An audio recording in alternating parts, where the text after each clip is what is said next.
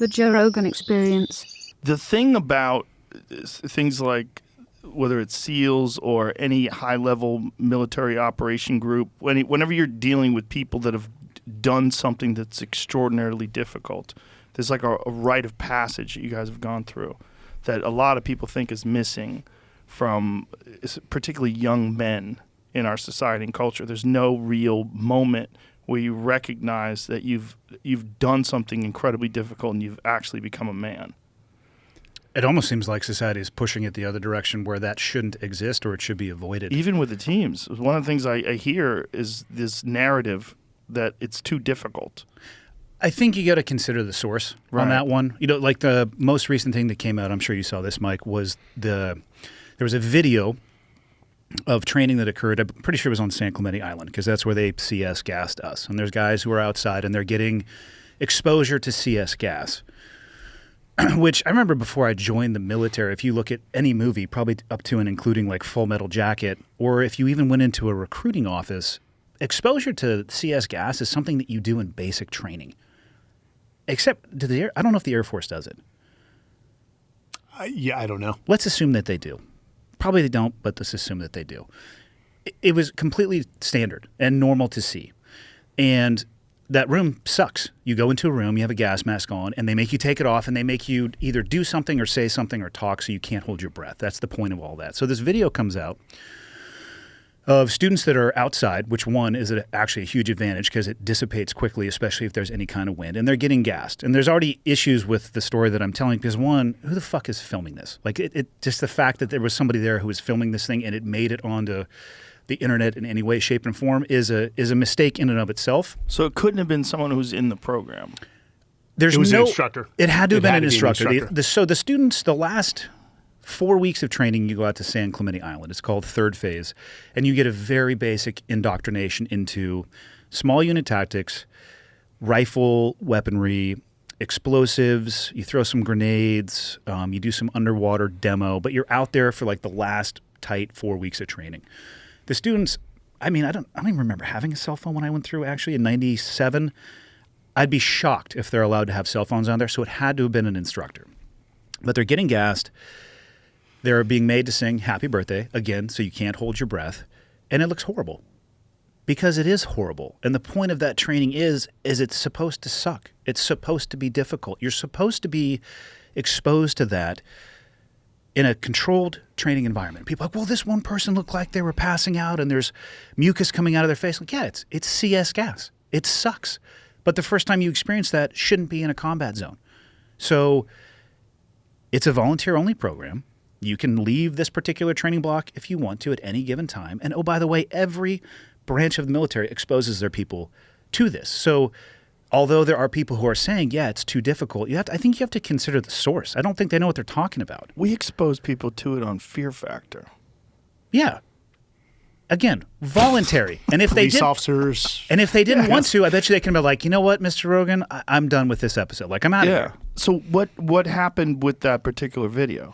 It made its way onto the internet, and because of what it looks like exactly what it is, a really shitty evolution where you can't breathe. Your sinuses are running more than you ever have had them run in your life. You can't see. You can barely talk. You're choking. You're gagging. Some people throw up, so it made it onto the internet, and people started saying, how could you do that? Like, this is too brutal of training. How could you possibly do this? That's weird that people on the internet had opinions. So they just had opinions? Did you just say it was weird that people on the internet have opinions? Joking. Clearly, I'm being sarcastic. Okay. But the fact that anybody paid attention to those opinions. It trended for a while. It actually, not only did they have opinions, it started getting shared, right? And then it started, the next thing you know, it's on major news outlets. And then I actually think I saw an article saying that the Navy opened an investigation into it. They have to. At that point, you have to. They should open an investigation. So here it is. Navy launches investigation into SEAL tear gas video. Newly surfaced video showing Navy SEAL recruits being tear gassed is adding to scrutiny over elite military units' training practices. But you could speak to this, please, because you have to have brutal training. So you have to layer onto this. I was going to say this. Yeah, go ahead. I remember going through this in the Marine Corps. I cannot recall that evolution on San Clemente. And I asked a buddy, they're like, "Oh yeah, it happened." I can't remember it. We went out onto a demo range, and they had sprinkled in CS powder into the dirt. So we didn't actually realize we were having an exposure to it, and people were just covered in. I remember I'm sitting there, we were trying to do demo calculations or like cut det cord, and you're like dry heaving. I would say the reason that this is probably the bigger issue is that there was a high-profile death in SEAL training not too long ago with a student who had just completed Hell Week and died in the hospital shortly thereafter. The young man's mother is a nurse, and she's very vocal about what has happened, and there was an investigation involving that. So it seems like horrendous to lose your son in any way, shape, or form. I don't want to take anything away from that, but from that incident, this is like another layer on top of the onion on something that people were already talking about, which you combine the two, and it just seems like, for one, I wish SEALs could get the fuck out of the news in general, but since it starts, they're layering on top of each other, it can seem to be a bigger deal than it is. What did he die from? Infection. Yes. So during Hell Week, you've got open sores. You're in the water, which isn't far from the Tijuana where it drains off. So that's always been a concern, and we mitigate it extremely well. And first off, my condolences to the mother, because this kid was a stud. He was the captain of the Yale football team. He was going to become a SEAL. He passed the hardest phase. So was it like a staph infection? It was a staph infection. And you look at the source. Bacterial pneumonia. Yeah. You look at the source. This is all New York Times. Yeah. It's a string of reporters from New York Times that have just they've had a hard-on for the SEAL teams. They have been going out. In fact, they wrote a book, and you have the author, Matt Cole, Code Over Country. Yeah. And they have just, for the last half decade, if not more, have made it their personal crusade to bring down the SEAL teams. And the Eddie Gallagher incident did not help. But here's what I'll say. One, Eddie is a friend. Eddie didn't handle all situations well. But it's amazing how Eddie can have, and I think Eddie had like 8 combat deployments, how he can serve honorably. And he was number 1 at the SEAL team, his SEAL team, I think for E6, I believe. He served honorably for 19 years. In the last incident he's involved in, which he was acquitted for, that defines his entire career. The last sentence of his chapter as a SEAL defines all the 19 years and all the good work that he did in defense of our nation for those who would never even think of serving. And he was acquitted. What was the charge again? It was something about a detainee. I think the charge was murder. Yes. It was a ISIS prisoner that had been wounded in a strike, and while rendering medical aid, they accused Eddie of murder. But he was acquitted. He was acquitted. But they still don't appreciate that he was acquitted. Like, they still treat him like he's guilty. Some of the things I've seen in the press, and I'll keep reporters out of it. One, I can't remember their names, but a lot of the liberal news media just have painted him as a war criminal, bottom line. And his life has been impacted. If you look even at, so first off, NCIS. Naval Criminal Investigation Service. The branch in San Diego was never held accountable for, let's just say, bad practices that they implemented while trying to bring Eddie down. They also had a hard-on. NCIS is not always your friend, and they're looking to make a name for themselves as well.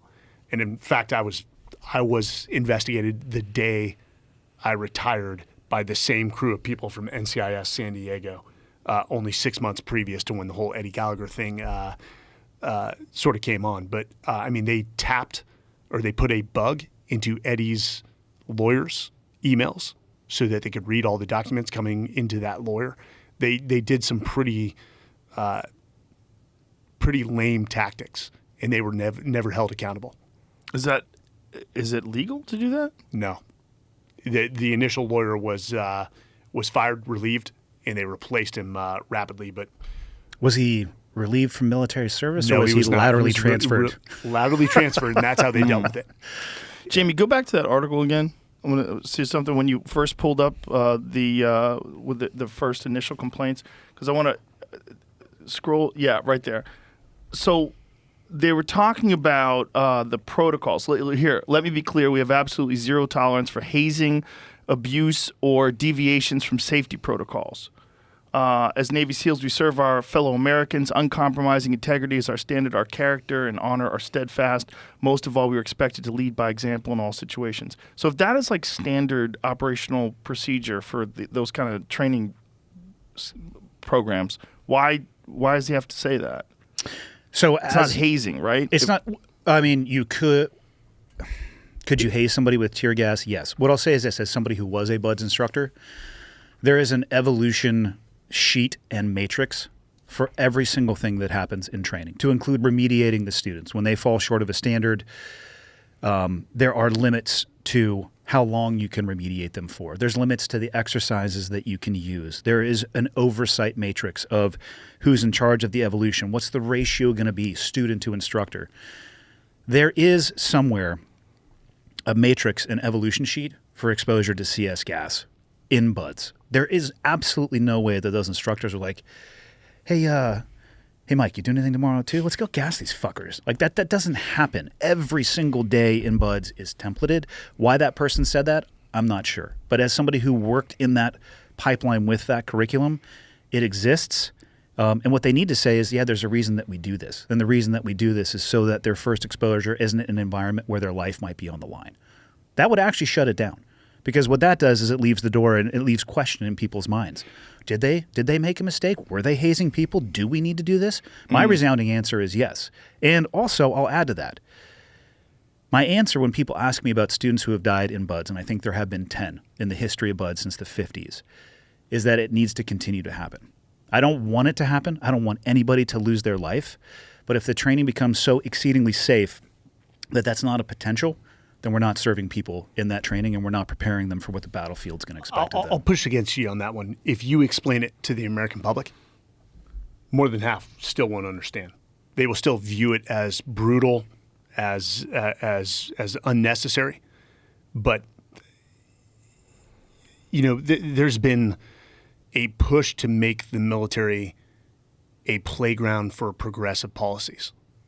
And it is the last place politically that we want people playing. And I mean, you even see China has an initiative to actually make their men more masculine.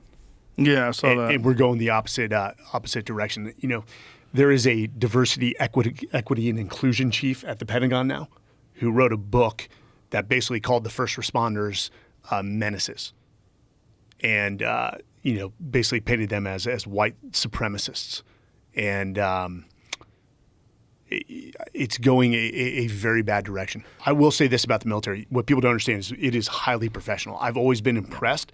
There are standards, there's doctrine, and instructors know that they follow that playbook. They mitigate risk to the lowest level because you always have the risk of getting investigated for something like this. So who's letting these progressive policies infect the military? How is that ever an option?